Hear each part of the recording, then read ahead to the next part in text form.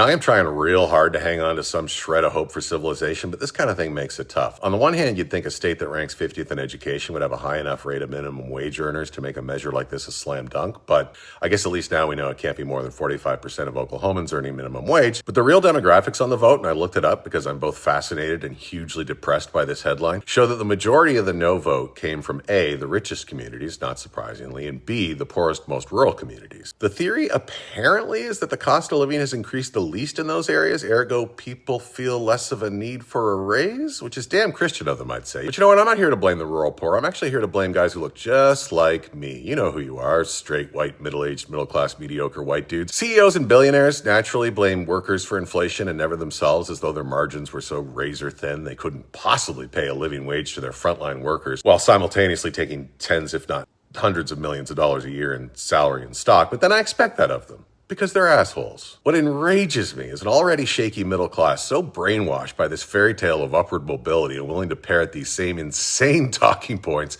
as though these folks had anything in common with these guys snorting coke off cocktail shrimps on private jets, and not everything in common with the average worker who gets up and goes to work and has credit card debt, as though most of us weren't one layoff away from applying to Home Depot ourselves, as though the single biggest threat to capitalism, nay the American dream itself, is a person doing a hard job on their feet for 10 to 12 hours a day for a wage that allows them to feed themselves or even gasp a dependent. Oh, but that's what SNAP benefits are for, you say. Oops, sorry, took those away too. Sympathy in the comments section? Not from this guy. Also, same guy.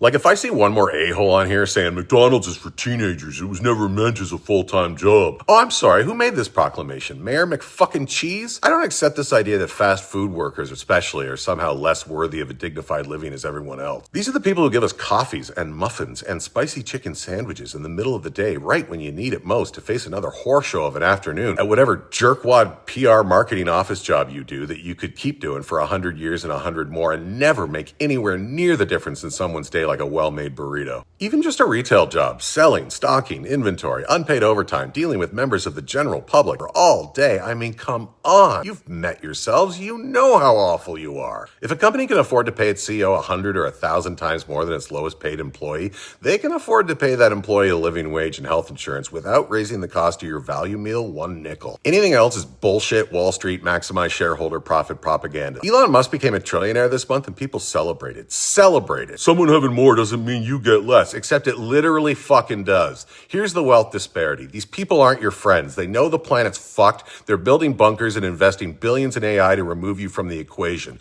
All of us. They don't pay taxes, they don't love you, and you will never, ever be in their club. All right, I'm done.